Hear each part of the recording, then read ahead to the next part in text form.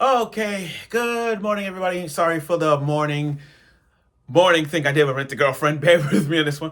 So today we're gonna talk about gals can't be too kind. Gals can't be too kind to an otaku. Episode 4. Now, last week was the vibe moment for Otaku-kun or Seo. And introduced a new character Saya to the mix. It was really a very nice episode to see. But it showed you the little development that you see two gals have a crush on our beloved Otaku-kun.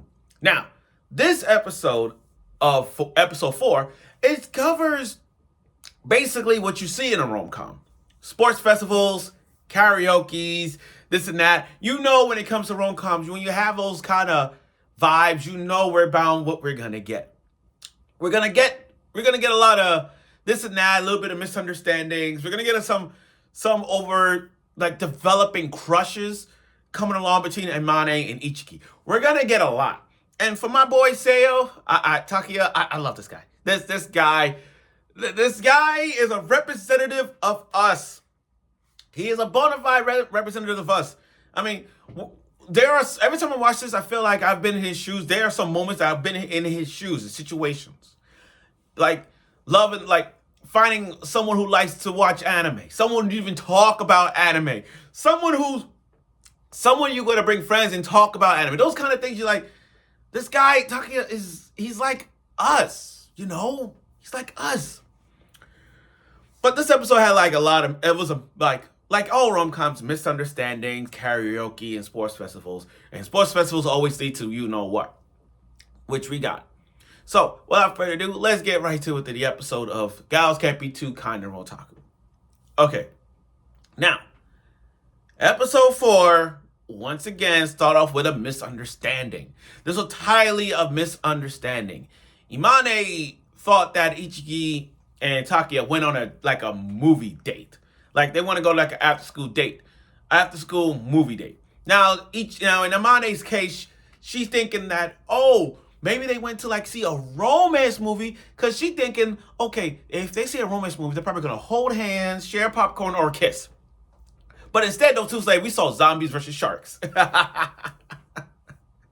when they went to the photo booth, again, zombie versus sharks. It was all a misunderstanding.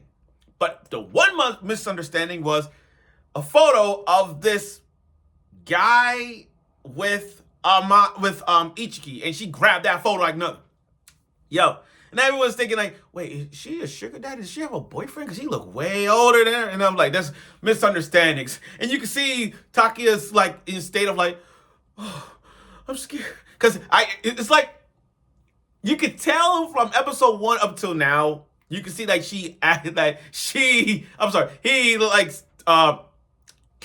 Ichiki to a point where I'm like, yo, he's all worried about it. Oh my god. But then we find out, misunderstanding again. There's the answer. I like how this episode didn't really go like in a whole 10 minutes of misunderstandings. Because with like every rom-com, it always that one scene and at least like the entire episode is a misunderstanding.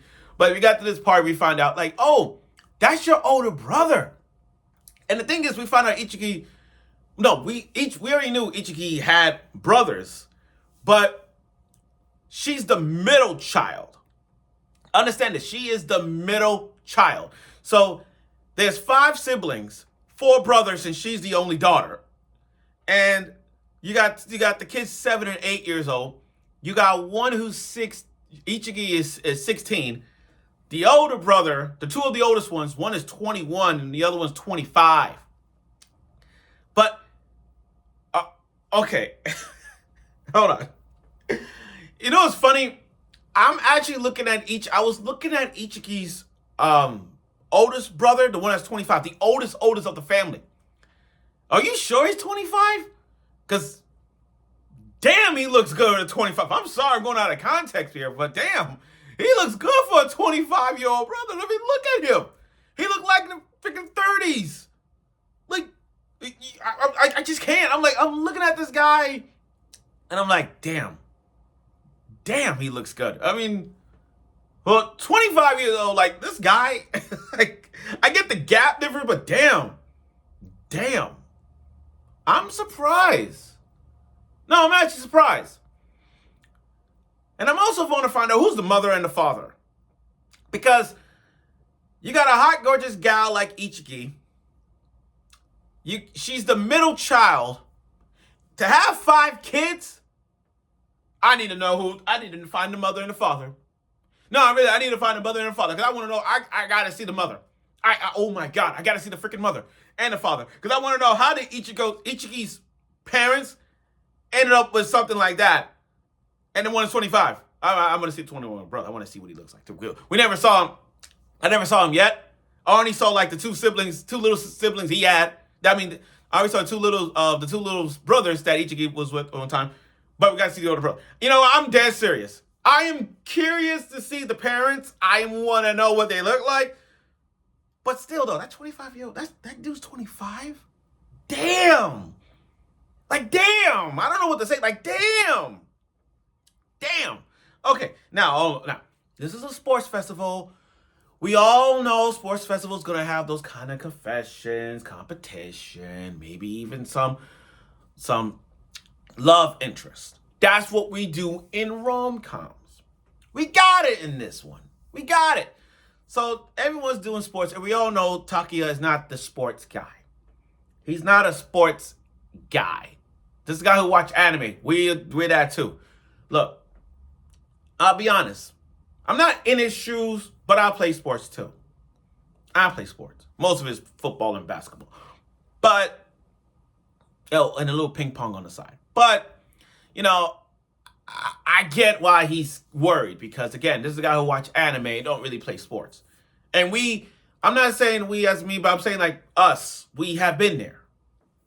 So, Amane is great at basketball. You know, it's funny. There are some gals that I was actually surprised how athletic gals in anime are. Nagatoro is a perfect example. Nagatoro is an excellent swimmer. I ain't expect for a gal like her to tease senpai, but she's an actually good swimmer. You see what I'm saying? Like, there are some gals I never suspect to be that athletic, that amazing. Like, Amane, great at basketball. She's a fiery basketball. She's a basketball player. I swear to you not. She could be any... You think she could be in a generation of miracles? I'm sorry. I took that out of context. But yeah, can you imagine her being in a generation of miracles? She would have whooped their ass. You can put her in any basketball anime. You see how she played? Put her in any basketball anime. I swear to God. I swear, oh God.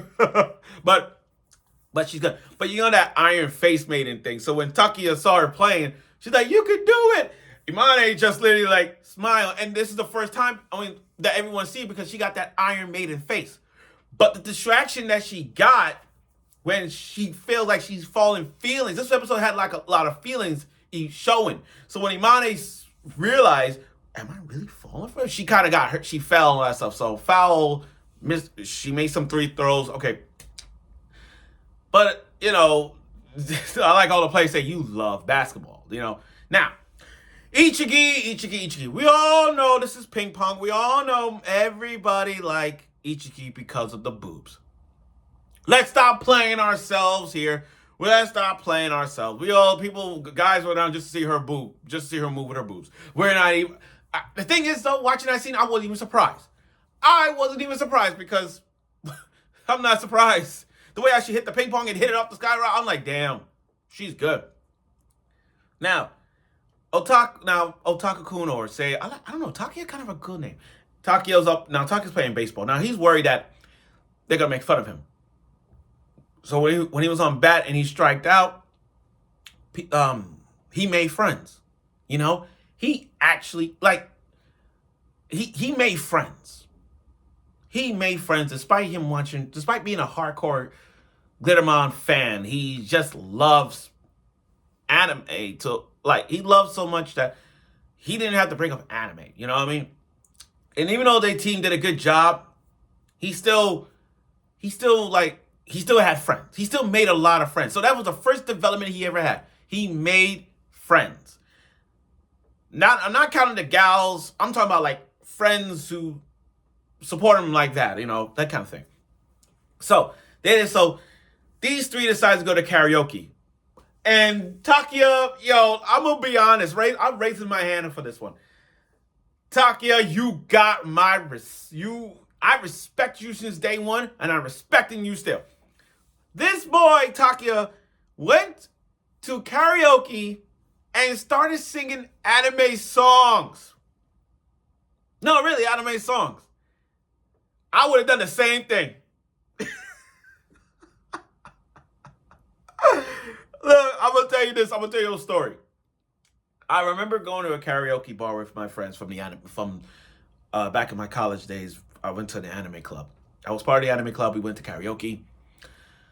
And then I remember, and I still remember this, I remember singing the real folk blues. The Cowboy Bebop ending, one of the greatest endings that ever lived in the world of anime. I started singing that. Like, the real folk blues. I went in. I went in singing that. Like, you have no freaking idea. And what Takia did, I loved it. You got Amane each get a shock like, huh? But he literally let out that thing. I swear, if I was to go to karaoke, a lot of songs I would have played. There's a lot of songs I would have sang. One of which is Bluebird. I would have sang Bluebird. I would have sang the first Pokemon opening. Like, I want to be the very best. I want to go in. I would have gone in. This guy, that's what Takia did. The moment we put Glittermon, he went in on that shit. He went in. Even Ichiki surprisingly know all the lyrics to another Glittermon. She knows it. So it was very delightful to see that. Now, the kiss. The indirect kiss. Takia got 2 drinks, didn't know which one. Ichiki took it and she drank it. But it was actually an indirect kiss. So, and then she tried to ignore it, but she all blushing when she got inside. So you know, that was the first move right there, an indirect kiss. First move.